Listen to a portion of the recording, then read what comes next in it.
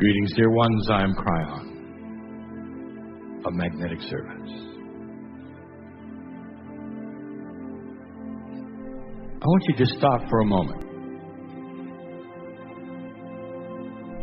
Will you allow yourself to feel the entourage pouring here for a moment?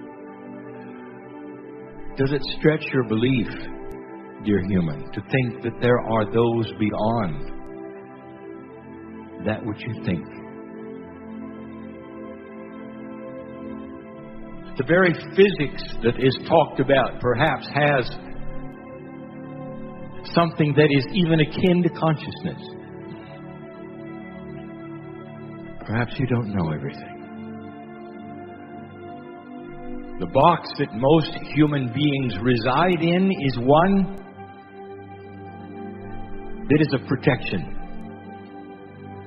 You believe what you've been told, and you also look at what has transpired in the past, and those two become your reality for now and the future.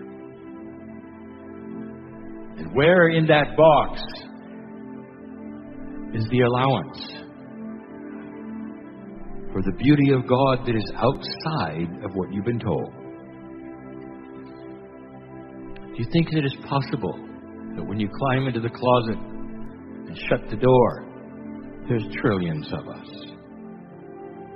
Know your name. Know your situation. Know that you've climbed in the closet to cry. And you think you're so alone. You have no idea. This particular channel will be given, and there's many directions it could go.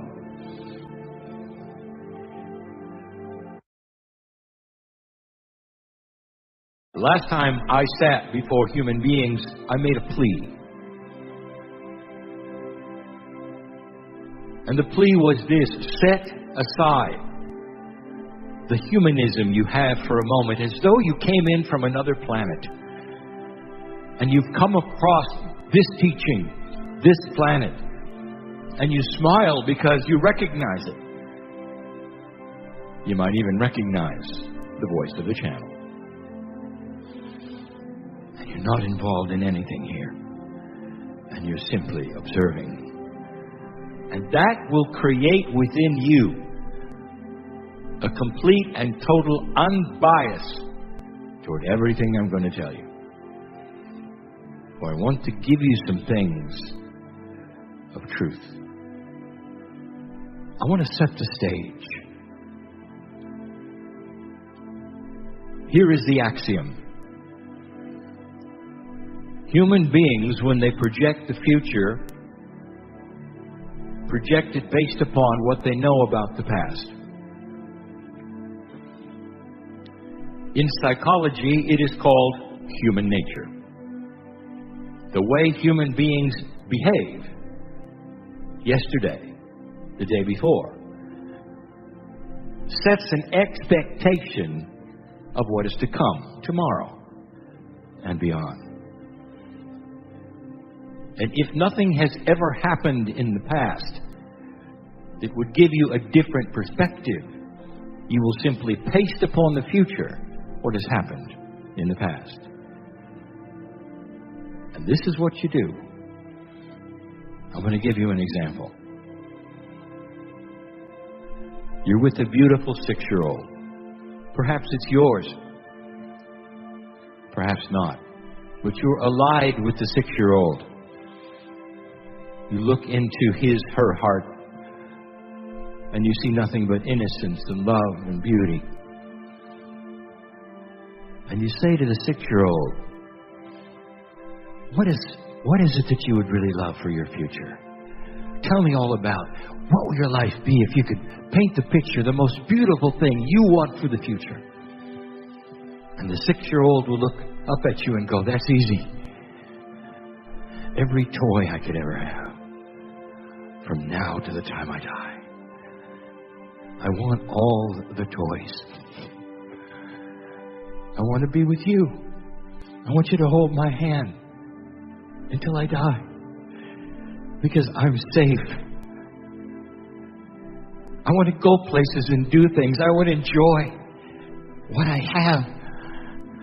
It's wonderful. Think of all of the beautiful foods and toys and more toys. And that is the future of the 6-year-old. And you back up for a moment and you realize the kid never mentioned the mortgage or anything else. Because you know, the 6-year-old only has 6 years of life to project the rest. Do you see what I'm saying? As the 6-year-old starts to grow, the innocence can turn into wisdom and knowingness and balance. If you take a look at what the 6-year-old really was saying, is that I want to create the joys that I have, and I don't want to be afraid, because I want you to be there and I want you to hold my hand. Otherwise, I will be. And dear human being, that's exactly what you've been doing for eons. Do not underestimate the shift. You've heard it from the astrology. It has been presented in the numerology. The stars themselves look upon everything and target what is going on here. This shift you are in is going to rewrite human history and human future. It's hard to say such a thing. For how can a shift rewrite something that actually has already happened? And then you get into the paradoxes of the circle of time. And I'll get there. And I want this to be succinct, loving, easy to understand, and beautiful. Because it is.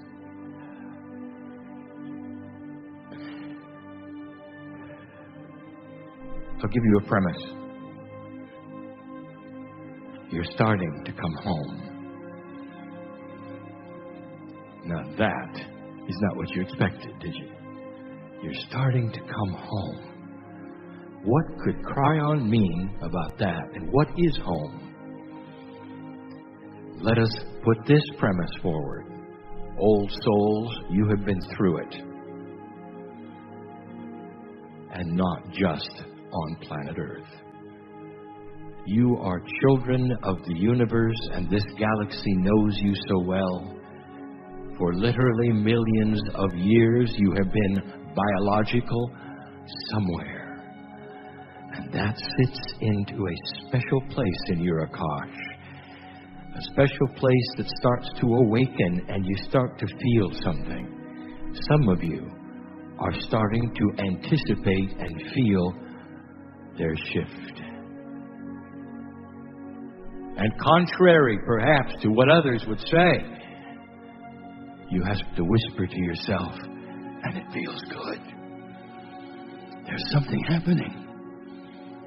And you can't put your finger on it because it doesn't seem to be in the news or anywhere else. No, it's inside. It's intuitive. Let me tell you what some of you are starting to awaken to. You're starting to mature past a kind of human consciousness that ever was in the past. And you're starting to remember that it's good. I said once that a fool never knows they're a fool unless they start to awaken to a bigger truth, and they can look backwards and say, I was a fool. And that takes something they did not have when they were a fool. And that is what is starting to occur. There are greater awarenesses, and they're coming from two places. One is the very fact that this energy of the shift is starting to propel an evolution that we have spoken of for 20 years. that when the shift takes place, there will start to be an evolution of consciousness. Some of you will see it in the children, others will see it in yourselves and those around you. There will be a slow awareness, a shift, a change, even in society, of what it wants and what it doesn't want, what it eats, how it raises their children.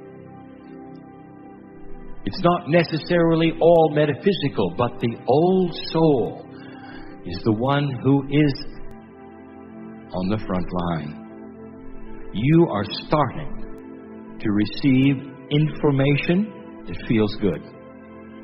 That is an awareness. It is an evolution. That's the first place it comes from. The second place is your universal Akash. You are starting to remember this event. What event are you talking about, Kryon? The shift. Well, how could I remember something that just happened? Because it's happened where you used to be. It's happened on every single planet that went into an ascension status. This was the scenario. And it's here again. Deja vu. It's here again. And some of you are starting to awaken to this and are getting chills when I talk about it. And you're saying, this explains it. It also explains why you're so insistent on it being quick. And it won't be. The insistence is because you can feel it and you can touch it. Been there, done that. Get on with it. Why do we have to then go through years? It sits there in front of you. You can feel it because you did it before. And this propels you to a higher place. A place that will not depend upon the past to predict the future. You're coming home because home is high awareness. Home is wisdom. Home is peace on earth. Home is compassionate. Home is where you know you can be. Home is based in love. Home is spiritual systems on the planet who may be very different, but give them all the ability to worship as they choose.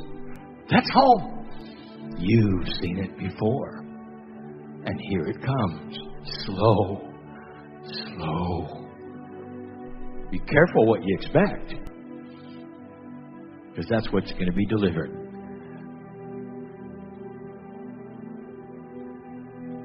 Let's run through some.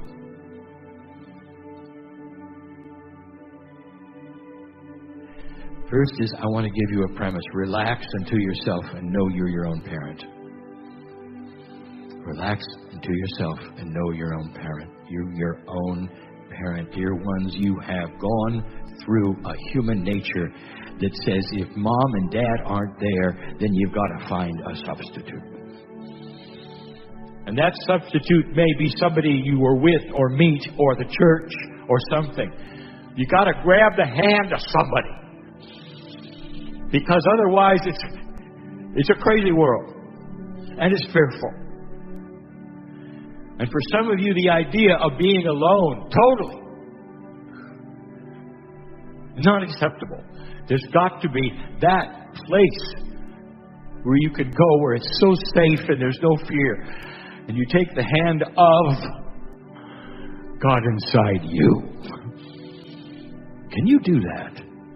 Can you get to this place that you're evolving to? Where literally the help comes from inside, not outside. Some of you have noticed that in this new energy there are greater mood swings. Welcome to the new earth. And in these mood swings, there is a tendency, especially for light workers, to immediately call for help and ask, why am I feeling like I'm feeling? And there'll be plenty to take your phone call and tell you why you're feeling like you're feeling. What if you didn't? What if you knew you were self-balancing and it was going to come back and it's just part of a cycle of recalibration? Swinging up, swinging down. trying to find a new midpoint, and in the process, it's you with you.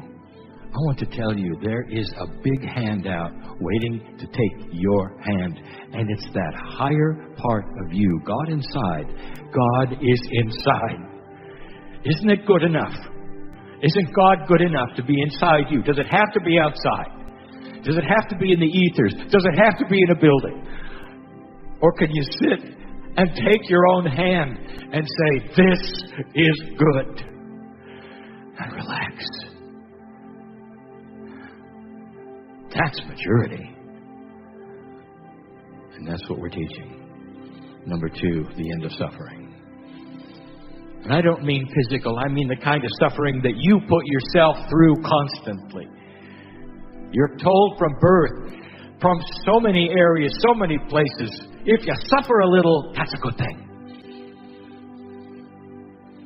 That's an old energy axiom. And it's not true. It never was. You're born magnificent, but like the 6-year-old, you don't know it. You don't know it. You want your future to be filled with what you're used to that makes you happy. Toys and more toys. And in the process, you grow up and you start suffering because it isn't that way. And you paste upon yourself consciousness things that turn into and morph into disease. All disease is created by the human being that it lives in. All disease. You think you catch stuff. That's because your countenance and your biology says, come on in. And perhaps that's not a premise that you agree with or that you even like. But that's the 6-year-old who's afraid of everything and just wants the sun to come out and play. As you start to grow, dear ones, you'll realize you're not here to suffer at all. And anyone who told you that was absolutely incorrect. You're here to celebrate. You're born magnificent, and it's supposed to just get better if you let it. If you let it. If you let it. Free choice is about humans doing whatever they wish to do. But as they start to grow, they start to be attracted to other humans who figured it out. They become their role models. What if I could introduce you to a human being who was so peaceful they were their own parent, who have stopped suffering to themselves, were joyful as they woke up in the morning. Oh, they have the same problems everyone does, but they don't react to them. Instead, they create around them their joy, their reality, all it is. And if I introduced him to them, wouldn't you want to be with them? Wouldn't you say, let me just hang out with you for a while? When I'm with you, I feel better. Shall I give a name to that human? Your name goes here. There is a population on this planet who wants to look at you that way, because that's where you're going. And old soul, you will be on the front line to arrive there first. You have the most experience. You have the most training. You fought your way through an earth with so much old energy. You've been swatted down. You've been burned at the stake. You've been insulted because you loved God in your way, because you knew more things than others, because you had a little magic. And now you awaken in this energy, and everything I have said is a positive. And there will be those who see your magic and will see that countenance that you have that's peaceful, and they're going to say, can I hang out with you for a while? Because you're not in drama about anything. You're not reactionary. You're a creator. That is who you are, old soul. And you can reach right down inside and find it. It's there to be found. Number 3, fear. You figured it out. You figured it out. Fear is caused by darkness, and darkness is caused by lack of light. All you have to do is turn on the light, and there won't be fear. We've said it over and over that human beings fought with each other because they couldn't see each other. And when you turn on the light and you see the other one and you see the God inside the other one, you say, they're just like me. I may not agree with them, but they're just like me. And you start to then see what you have in common. When this starts to occur to more of humanity, you'll stop killing each other. You're in the dark. You never really met each other. You only know each other by what others have told you you're like. And they're like. Without actually being in a room alone with them. And saying, wow. God loves them like they do me. We've got something in common here. When you turn on the light, that's how you see others. The light cannot be turned on while you're afraid. The light cannot be turned on if you have already made up your mind you're going to stay in the dark. 6-year-old. What have you decided is your future? Is it the same old, same old?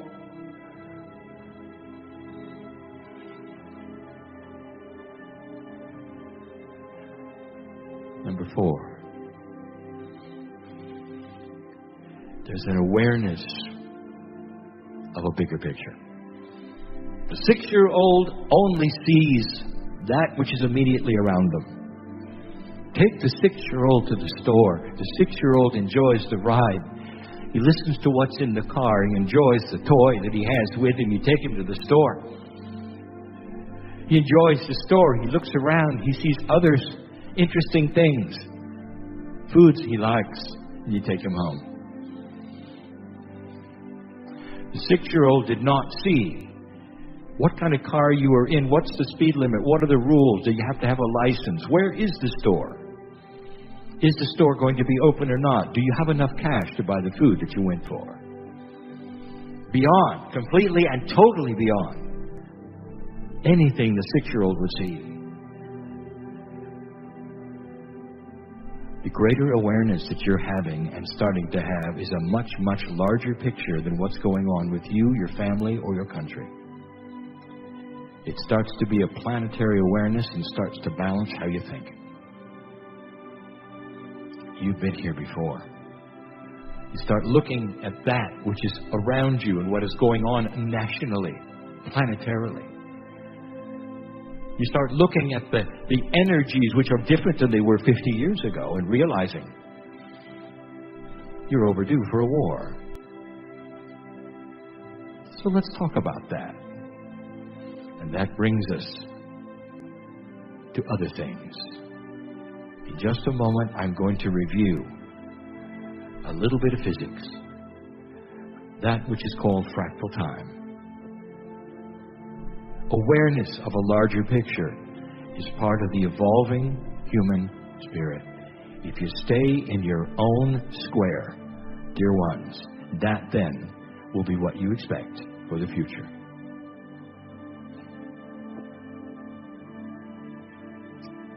Number 5.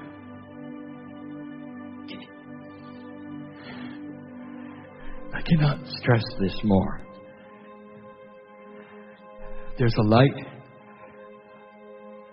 starting to shine, and you're moving toward it. And the light is called worthiness. Worthiness. You are so worthy of absolutely everything that I am talking about right now. Everything. Don't let anybody tell you you're not. Don't let those who are spiritual in some building tell you you're not. Don't let your parents tell you you're not. Don't let your friends tell you you're not. Because they're wrong.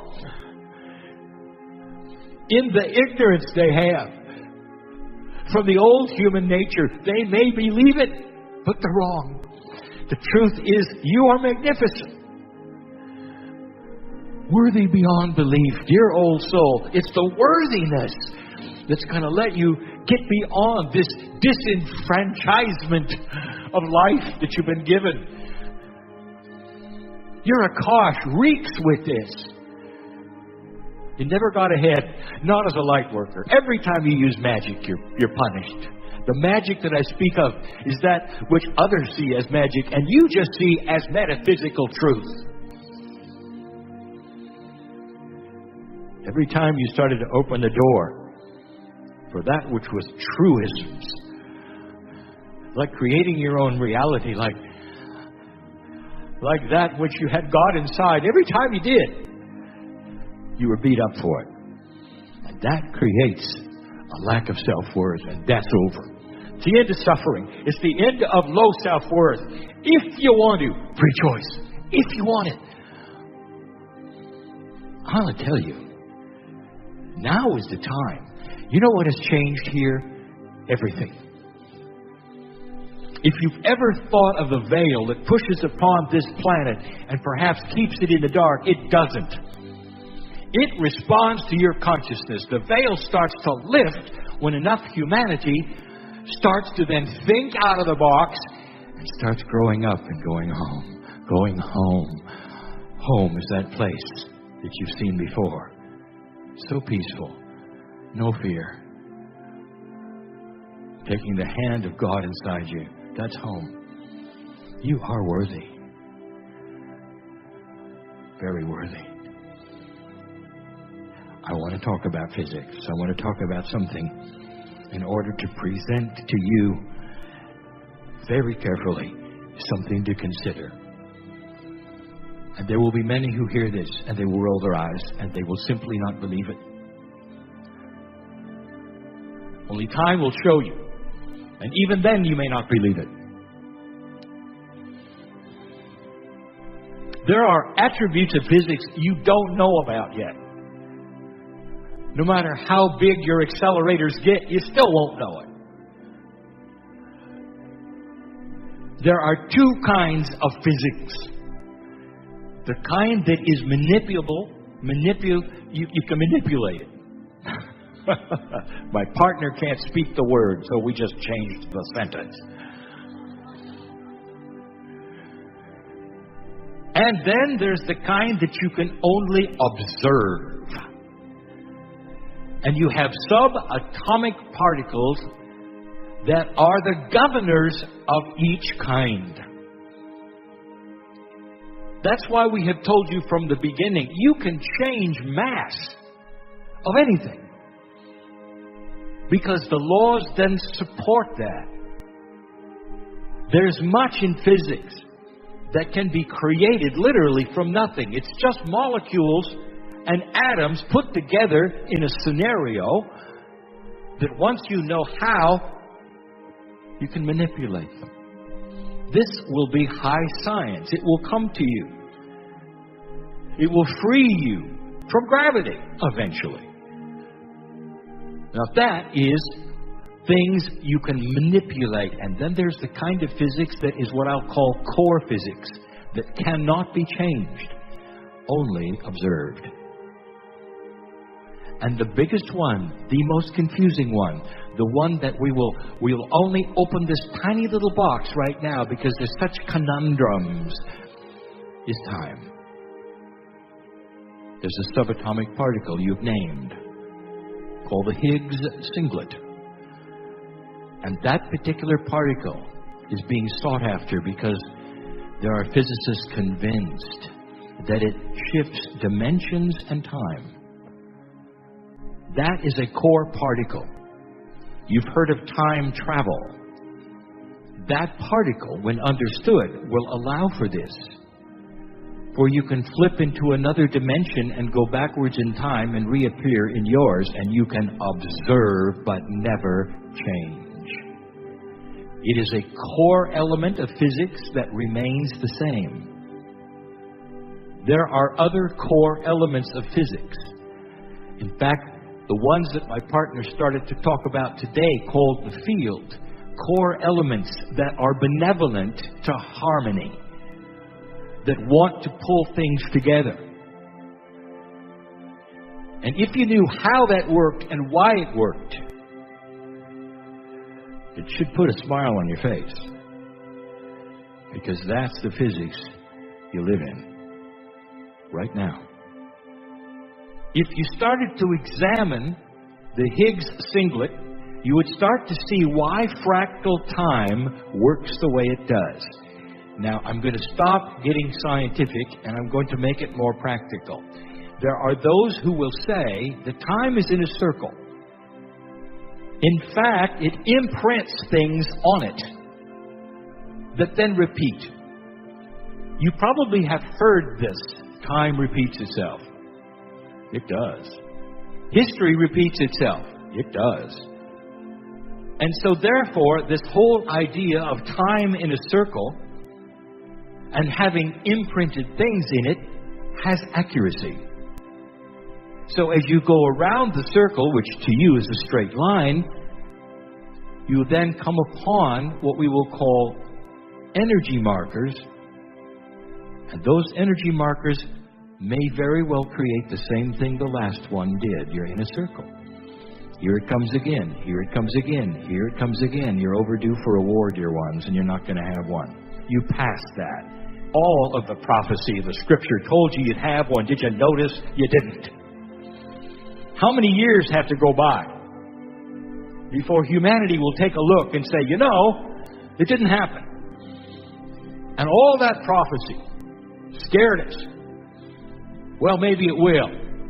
But what have you just done? You've expected the war. Here it comes. If you watch your television, the whole premise of getting you to buy things is to create fear. And if you watch some science programs, they will say, well, it's not a condition of when it's going to be, or if it's when. These things are going to happen. In time, these are going to happen. It's very frightening. They've just placed an order. But did you buy into it or not? What do you hear others say that you buy into? That's your expectation? Oh, there's so much coming. This fractal of time has an interesting, very interesting attribute. What did I tell you about the Higgs singlet? I told you that it could broach dimensions, therefore putting itself in other time frames. Now, here's what I want to tell you, because that's confusing to so many. If you change something in the circle of time, you rewrite the future. If you change something in the circle of time, you rewrite the future. In other words, the fractals that existed before that tended to repeat are voided. You might say you moved into a slightly different dimension where the prophecies of old will not take place. And if you said that, bingo! There is absolute truth in that. That will be discovered someday. And why do I tell you this?